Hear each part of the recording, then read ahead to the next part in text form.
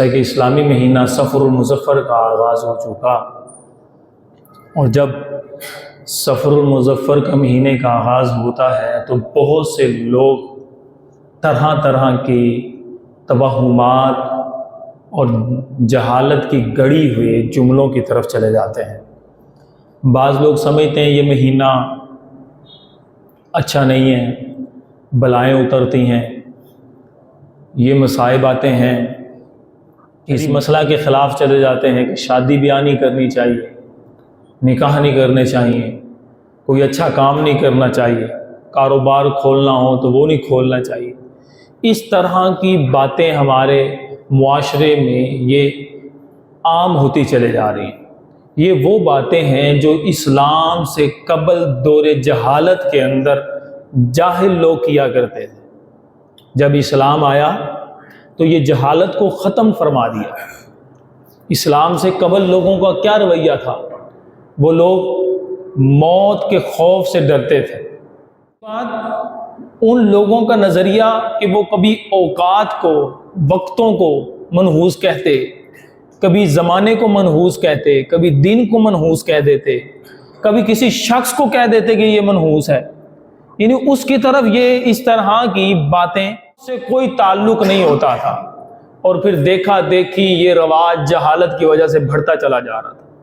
لیکن جب اسلام آیا تو اسلام نے اس جہالت کی پیڑھیوں کو ختم کیا، ان بندھن کی گڑا، اور بتایا کہ جو مسلمان ہوتا ہے، جس کا ایمان پختہ ہوتا ہے، جس کا یقین رب پر ہوتا ہے، وہ موت سے نہیں ڈرتا، وہ شہادت کا شوق رکھتا ہے۔ اور زمانے نے دیکھا کہ صحابہ کرام علیہ رضوان نبی پاک صلی اللہ علیہ وسلم کی بارگاہ میں آ کر شہادت کا شوق لیتے ہوئے اس محبت کے ساتھ آتے کہ نبی پاک اجازت عطا فرمائے اور میں رب کی راہ میں شہید ہو جاؤں۔ اور اسی طرح یہ جو توہمات ہمارے زمانے میں سفر المظفر کے مہینے میں گڑی جاتی ہیں، جبکہ اس میں نبی پاک صلی اللہ علیہ وسلم کے بڑے پیارے معتبر صحابی صاحب نعلین والوسادہ آقا علیہ الصلوۃ والسلام کے جوتے مبارک اٹھانے والے اور تکیہ مبارک اٹھانے والے صحابی، وہ اس حدیث مبارکہ کے راوی ہیں، انہیں کیسی تو اگر ہم عمل کر لیں تو وہ جہالت کی جو توہمات والے جملے ہمارے ذہن سے نکل جائیں۔ نبی پاک صلی اللہ علیہ وسلم کا فرمان نقل کرتے ہوئے حضرت عبداللہ بن مسعود فرماتے ہیں، لا عدو ولا سفر، نہ ہی بیماری اڑ کر لگتی ہے اور نہ ہی سفر میں کوئی کسی قسم کا مذائقہ ہے، یعنی کوئی بیماریاں، کوئی پریشانیاں، کوئی آزمائشیں نہیں آتی۔ پھر آگے نبی پاک صلی اللہ علیہ وسلم نے، کیونکہ جاہل لوگوں کے ذہنوں میں یہ بیٹھ جاتا ہے، جتنا مرضی سمجھا دو کہ جناب یہ سفر المظفر کا مہینہ ہے، اس میں کچھ نہیں ہوتا، لیکن بعض لوگ کہتے ہیں جی سفر ہے نا، اس لیے نکاح نہیں کرنا چاہیے، وہ جو جناب انگیج نہیں کرنی چاہیے، کاروبار کا افتتاح نہیں کرنا چاہیے۔ حدیث پاک کے الفاظ واضح ہیں، ولا سفارا، سفر میں کچھ نہیں ہے، کسی قسم کی آزمائش نہیں ہے۔ آزمائش کہاں سے آتی ہے؟ پریشانی کب لاحق ہوتی ہے؟ بندے کے اوپر وبال کب آتا ہے؟ ایک تو اس کے اپنے کرتوت اچھے نہ ہو، یا وہ مصیبت رب نے اس کے حق میں لکھ دی ہو۔ آگے کے حدیث کے الفاظ ہیں، فرمایا خلق اللہ کل نفس، اللہ ہی ہے جس نے ہر جان کو پیدا فرمایا۔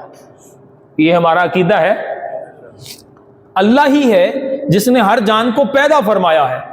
آگے حدیث کے الفاظ ہیں، وَقَتَبَ حَيَاتَهَا وَرِزْقَهَا وَمَصَائِبَهَا، اور رب ہی ہے جو بندے کے لیے، امت کے لیے لکھ دیتا ہے اس کی زندگی، اس کی حیات، اس کا رزق اور اس کی مصیبتیں۔ یہ آزمائشیں بھی ہماری جانب سے ہو جاتی ہیں، ہم ایسے معاملات کر دیں۔ سفر کا کوئی قصور نہیں ہے، یہ اللہ نے پیدا کیا زمانہ، برکت دن ہے تو پیر بھی ببرکت دن ہے۔ سارے ایام، سارے ماہ، سارے مہینے، سارے سال اللہ نے پیدا کیا ہے، کوئی بھی زمانہ، کوئی بھی وقت منحوس نہیں ہو سکتا، یہ یاد رکھیے۔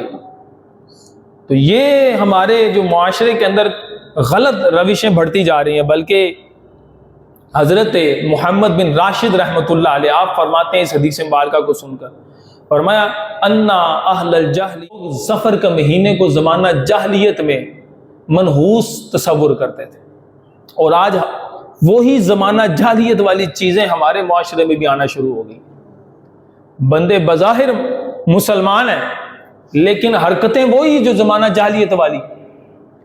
تو ہمیں اپنے ایمان کو پکا کرنا ہوگا، یقین کو بڑھانا ہوگا کہ جب انسان کا رب پہ یقین ہو جاتا ہے وہ اللہ کے نیک بندوں میں شامل ہو جاتا ہے، وہ اللہ کے پرہیزگار بندوں میں آ جاتا ہے۔ جو آج کا ہمارا موضوع ہے کہ بندے کا یقین پہم ہونا چاہیے، مستحکم یقین ہونا چاہیے، اور یقین کی کمزوری بندے کو بے ایمان بنا دیتی ہے۔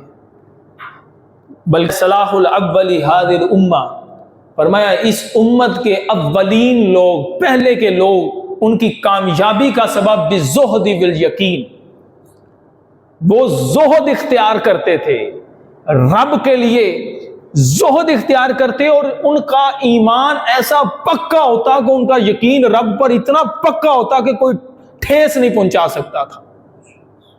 پکا یقین ان کو کامیابی کا سبب بن گیا، اور فرمایا وَيَهْلِكُ آخِرُهَا بِالْبُخْلِ وَالْعَمَلِ، اور آخری زمانے کے لوگ ہلاک ہو جائیں گے۔ آخری زمانے کے لوگوں کی ہلاکت کا سبب بیان کیا جا رہا ہے، فرمایا کنجوس ہو جائیں گے، کنجوسی ان کے اندر رچ بس جائے گی، اور نمبر 2 فرمایا والعملی، سستی آ جائے گی، کاہلی آ جائے گی۔ آج ہم اپنے بارے میں غور کر سکتے ہیں، عبادات کے اندر کتنی سستی ہے۔ دنیا کے کام کرنے ہو تو ہمارے اندر چستی آ جاتی ہے۔ بندے کے سارے ٹائم، اس کی ساری گھڑیال کے جو لگے ہوئے وقت کے الارم ہیں وہ دنیا کے لیے ہوتے ہیں، رب کے لیے نہیں ہوتے۔ اللہ کے لیے اس نے وقت نکالنا، وقت رب کی راہ میں دینا، اللہ کے احکامات کو اپنے زندگی کے اندر عمل کرنے کے لیے وقت دینا، یہ بندے کی لائف کے اندر کہیں جگہ نہیں نظر آ رہی ہوتی۔ اکا دکا کچھ چند لوگ جن کو شوق اور رب کی فرما برداری کا، اللہ ان کو چاشنی عطا فرما دیتا ہے، یہی وہ لوگ ہیں جن کو اللہ اپنا ولی بناتا ہے، یہی وہ ہستیاں جن کو رب پرہیزگاری عطا فرماتا ہے، یہی وہ لوگ ہیں جن کو زہد کا حصہ عطا فرماتا ہے، جن کا ایمان پختہ ہوتا ہے،